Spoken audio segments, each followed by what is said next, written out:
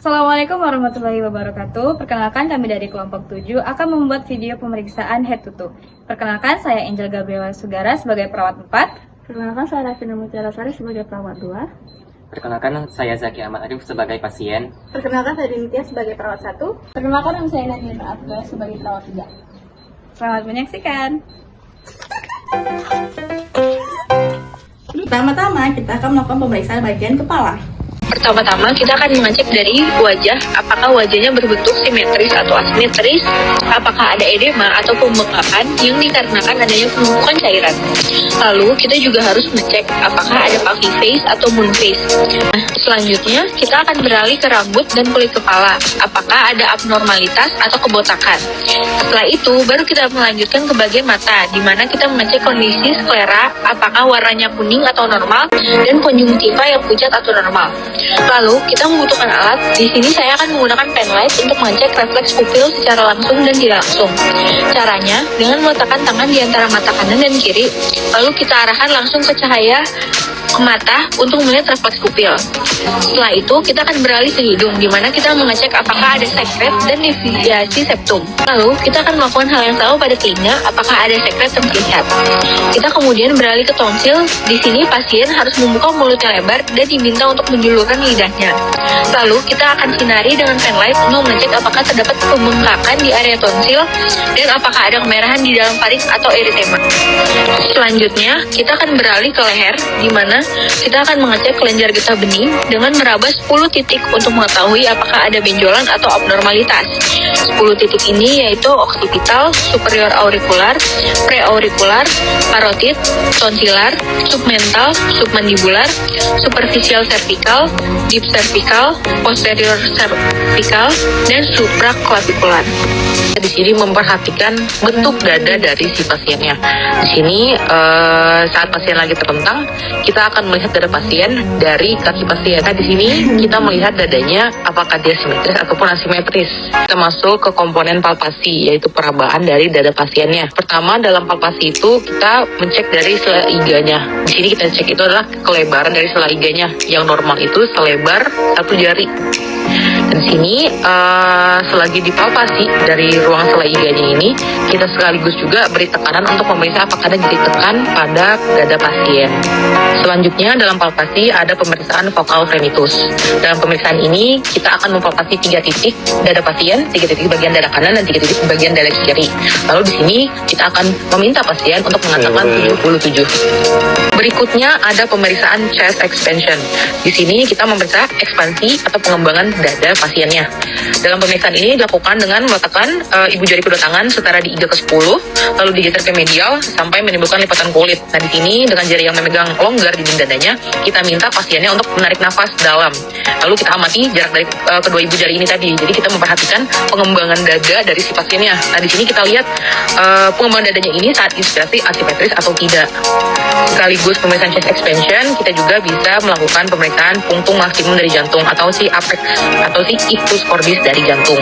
Yang ini kira-kira letaknya itu di bawah mamae, dekat dengan mid axillary anterior. Di sini dalam pemeriksaan ini kita palpasi untuk mencoba cari si detak punktum maksimumnya ini. Kan dengan pemeriksaan perkusi. Nah, dalam pemeriksaan ini ada pola teknik dalam melakukan perkusinya. Tangan non-dominan dari pemeriksa akan menjadi tangan yang menempel ke pasien, sedangkan tangan dominannya yang akan menjadi pengetuk yang mengetuk untuk melakukan perkusinya. Di sini dalam pemeriksaan toraks, jari tengah dari tangan non-dominan yang akan menempel ke dada pasien. Nah, di sini menempel pada sela iganya. Pada pemeriksaan perkusi, yang pertama dilakukan adalah mencari batas paruh hepar terlebih dahulu. Dan di sini perkusi dimulai di titik CS2 pada garis mid clavicula dinding dada kanan pasien. Dari sini, dari CS2 menyusuri terus CS selanjutnya pada garis mid clavicula. Perkusi awalnya akan muncul ke suara sonor dan nanti akan ditemukan suara dull. Titik ini biasanya di ICS6. Suara sonor itu tadinya menggambarkan suara paru-paru yang kosong, lalu dull, ketika ketemu suara dull ini menggambarkan si heparnya, yang sebetulnya itu lebih padat dibandingkan paru-paru. Setelah menemukan batas paruh hepar, kita lanjut perkusinya untuk mencari batas jantung. Pertama, perkusi tadi dari ICS 5 dari ICS 5 kita akan lanjut perkusi ke arah kiri. Dan sini bakal ketemu suara sonor sampai ketemu suara dal lagi. Nah, suara dal ini itulah merupakan batas jantung kanan bawah. Setelah batas kanan, kita lanjut lagi perkusinya ke arah kiri. Tadi ketemu suara dal, lanjut lagi ke bagian dada kiri pasien, perkusi suara dal sampai ketemu suara sonor. Nah, di sini setelah ICS 5 dari dal ketemu sonor, yang merupakan batas kiri bawah dari jantung. Selanjutnya, untuk mencari batas jantung bagian kiri atas, kita perkusi lagi dari ICS 2 dinding kiri dari pasien. Nah, di sini pada garis parasternal line, garis parasternal kiri dari dinding dada pasien, diperkusi dari ICS 2 yang awalnya sonor sampai ketemu dal. Ini biasanya di ICS 3, letak dari batas kiri jantung. Terakhir dalam perkusi ada juga titik-titik perkusi untuk membandingkan bagian dinding dada dari pasien sebelah kanan dua kiri. Nah, di sini ada 6 titik perkusinya yang nanti dibandingkan dari kanan dan kirinya. Titik pertama ada di atas klavikula, lalu kita susuri perkusinya segaris dengan garis mid klavikula. Dan di sini kita bandingkan dari sebelah kanan dan kiri. Komponen terakhir dalam pemeriksaan fisik toraks ada auskultasi. Dari sini menggunakan stetoskop kita akan mendengarkan suara paru dan juga suara jantung dari pasiennya. Pertama, untuk auskultasi paru. Di sini untuk titik-titik auskultasinya sama dengan titik perkusi yang sudah dilakukan sebelumnya. Dan tekniknya juga sama dalam ladder pattern. Jadi seperti tangga, dari kanan, geser ke kiri, turun, kiri ke kanan, turun, kanan ke kiri, dan selanjutnya. Di sini dalam auskultasi paru, jangan lupa tiap titiknya kita tunggu pasien untuk tarik nafas dan buang nafas terlebih dahulu. Jadi tarik nafas, buang nafas, baru pindah ke titik selanjutnya. Pasien tarik nafas, buang nafas, lanjut ke titik selanjutnya. Dalam auskultasi paru, pertama kita dengarkan dulu dari normal breath sounds-nya atau suara normal dari parunya. Jadi ada suara vesikular, bronkopesikular, bronkial, dan trakeal. Di sini diperhatikan dari karakteristik tiap suaranya, durasinya, pada ekspresi bagaimana, lokasinya di mana. Itu tuh suara normalnya. Jadi kita perhatikan sesuai dengan normalnya atau tidak. Lalu kita dengarkan juga apakah ada suara tambahan atau suara abnormal pada parunya. Jadi misal ada suara wheezing atau crackles atau ronki. Masih di titik-titik auskultasi yang sama, kita akan melakukan pemeriksaan vocal resonance. Nah, di sini pada titik auskultasi ini kita akan meminta pasien untuk mengatakan 77. Nah, di sini kita dengar rambatan suara dari pasiennya di stetoskop auskultasi jantung. Untuk titik auskultasinya, pertama untuk katup aorta, letaknya pada garis parasternal kanan di ICS kedua. Katup selanjutnya, katup pulmonal, itu kita tinggal geser ke kiri, jadi garis parasternal kiri ICS kedua. Katup ketiga, katup trikuspid, kita turun di garis parasternal tadi ke ICS 5. Jadi masih dekat sternum, itu trikuspid. Katup keempat mitral, ICS 5, kita geser ke garis mid klavikulanya. Dalam 4 titik auskultasi jantung tersebut, Fisiknya menjadi kurang.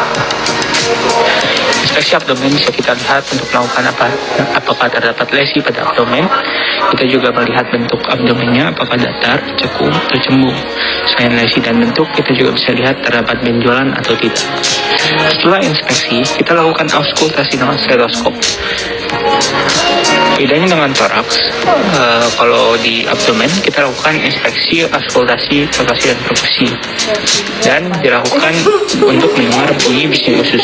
Kita lakukan selama 1 menit kurang lebih. Bising usus normal berada di angka 5 hingga 32 kali per menit. Setelah auskultasi, baru palpasi. Palpasi dimulai dari nyeri tekan, light palpation sebelum deep palpation. Mengapa harus menggunakan light palpation terlebih dahulu?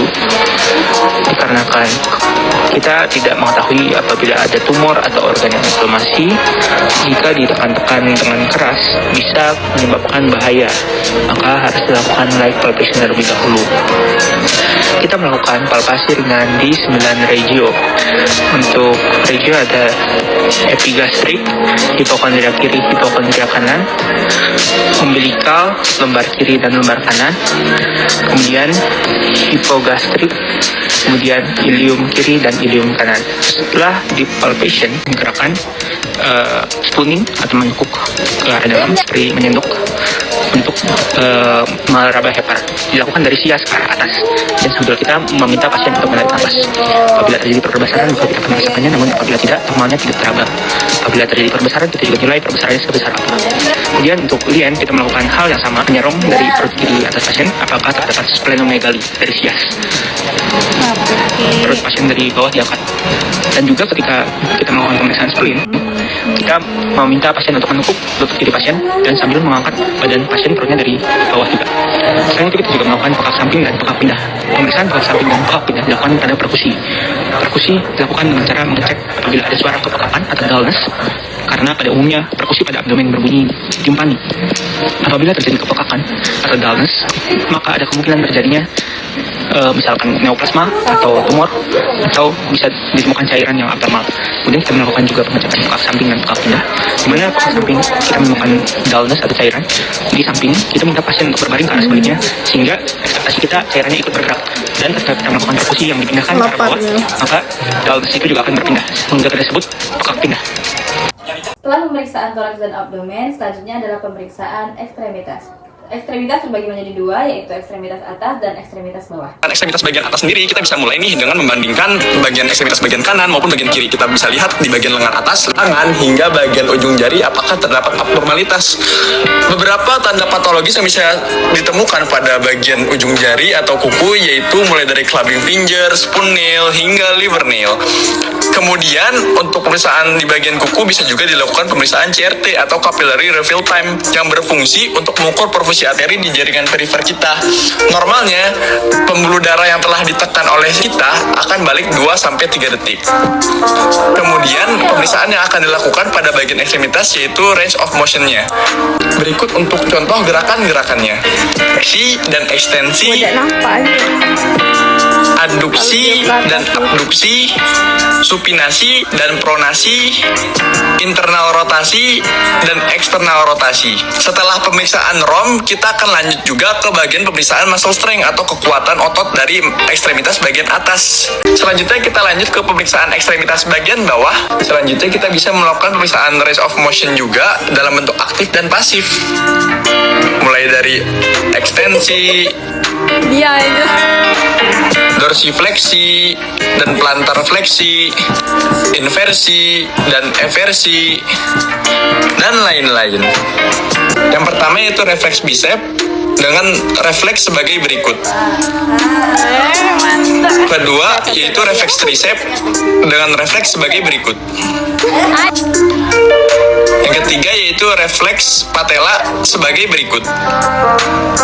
Refleks Achilles sebagai berikut. I just had to let you know you're